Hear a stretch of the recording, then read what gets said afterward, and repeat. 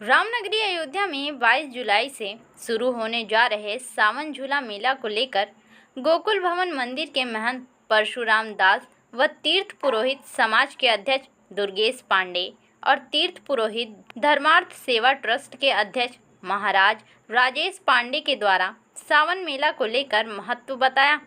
उनका कहना है कि गुरु पूर्णिमा के बाद बाबा भोलेनाथ का जलाभिषेक शुरू हो जाएगा। लाखों की संख्या में श्रद्धालुओं का अयोध्या आना शुरू हो जाता है। इस सावन मेले के कांवड़ यात्रा को शासन प्रशासन की ओर से बेहतर ढंग से संपन्न कराया जाता है। हम सभी उनके कार्यों की सराहना करते हैं। एक अच्छी व्यवस्था के साथ संपन्न होता है सावन मेला। वहीं कहा कि सावन का झूला प्रभु राम जी का 15 दिनों तक चलता है और लाखों श्रद्धालु यहां पर आकर मणि पर्वत और जगह जगह मंदिरों पर झूले का लुत्फ उठाते हैं। सभी मठ मंदिरों पर भगवान राम और माता सीता झूला झूलते हैं। देश विदेश से श्रद्धालु अयोध्या आकर सावन मेले के झूले का आनंद लेते हैं। इस दौरान उन्होंने बढ़ते हुए सरयू जलस्तर को लेकर कहा कि सरयू घाट पर जल पुलिस के सुरक्षा कर्मी लगे रहते हैं। जो श्रद्धालु डूबते हैं उनको तत्काल बचाने का कार्य करती है। शुक्ल पर तृतीया को झूला पड़ता है मणि पर्वत पर, तो तब से सभी मंदिरों में झूलन उत्सव मनाया जाता है। और हमारे यहाँ तो मतलब 5 दिन होता है। एकादशी सावन के शुक्ल पक्ष एकादशी से लेकर पूर्णिमा तक अपने यहाँ कार्यक्रम होता है। जय श्री राम। सावन पर्व जो है बहुत महत्वपूर्ण है। प्रभु राम जी का मेला अयोध्या में 15 दिन का लगता है।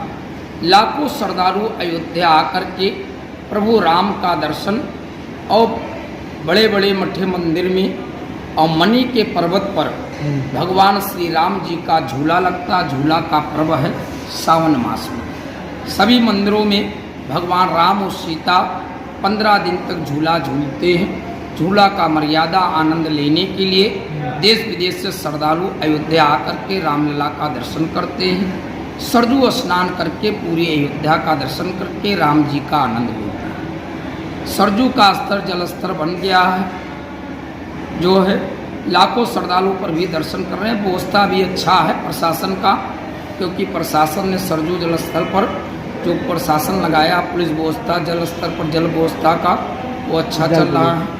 जल पुलिस का जिसका लोग स्नान लोग कर रहे हैं, जिसका आगे में वो बैरिकेटिंग बना दिए, उसी बैरिकेटिंग के आगे नहीं जाने देते। इस समय प्रशासन का व्यवस्था सरयू नदी पर अच्छा चल रहा है। और मेले में आए हुए श्रद्धालुओं को प्रशासन से ये रहेगा जो श्रद्धालु अयोध्या में दर्शन करने आवे उनको जैसे बरसात का मौसम सावन रहता है, थोड़ा ठहरने के लिए जगह जगह पर टेंट की ऐसी व्यवस्था हो जाए जिससे श्रद्धालु आवें वो अपना छत्र छाया में रात गुजार करके सरयू स्नान दर्शन कर, क्योंकि बारिश का मौसम है, लोग अयोध्या आते हैं। इसलिए जैसे जगह जगह पर चौराहा है जहाँ पर गाड़ियाँ रुकती हैं उस जगह पर इस तरह का व्यवस्था हो जाएगा तो अति उत्तम रहेगा।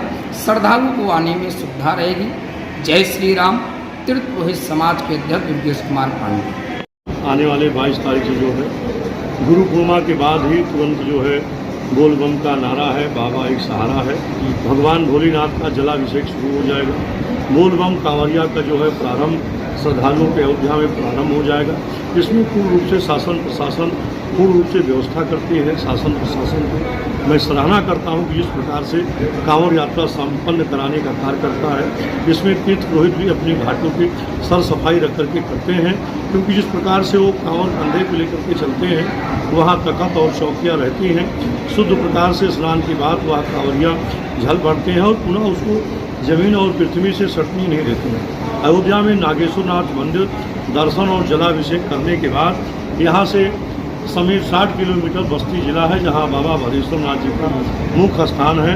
सबसे अधिक भीड़ जो है बस्ती जिला से अयोध्या में श्रद्धालु पधारते हैं और उधर जो है भदेश्वरनाथ बाबा को जलाभिषेक करके अपनी समस्त मनोरथ पूर्ति करते हैं। तो उसमें अयोध्या का भी जिस प्रकार से विकास हुआ है तो उस प्रकार से अयोध्या व्यापारियों का भी उसमें लाभ होता है और तीर्थ पुरोहितों का भी पूजा पाठ करा करके जो है जीवन यापन का कार्य परम पूज्य संतों के मन मंत्रों में जो लोग ठहरते हैं उनका भी भगवान की कृपा से सब चल रहा है। सभी जल स्तर बढ़ रहा है, आए दिन जो है श्रद्धालुओं को डूबने की जो है सूचना मिलती रहती है और कई लोग जो ऐसे होते हैं जो श्रद्धालु डूब भी जाते हैं, जिसके लिए पूर्ण रूप से तट पर जो है जल पुलिस लगी हुई है और जल पुलिस बहुत ही सराहना कार्य करती है।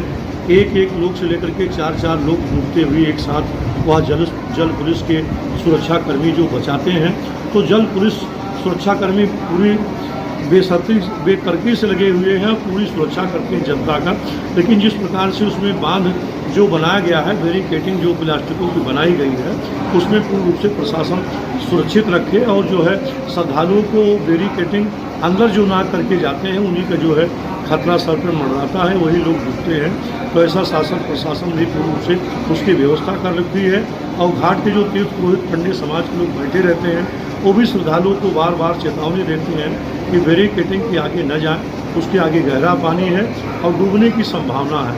फिर भी जो श्रद्धालु लापरवाही करते हैं और अपनी जान जोखिम में लेकर के बैरिकेडिंग के उस पार जाते हैं, तो वह जान उनकी खतरा में पड़ जाती है, जिसकी पूर्ण रूप से तीर्थ पुरोहित भी सुरक्षा में रहता है और शासन प्रशासन जल पुलिस के नौजवान को सतर्कता से हमेशा तैयार रहते हैं। जल पुलिस के जो है जितने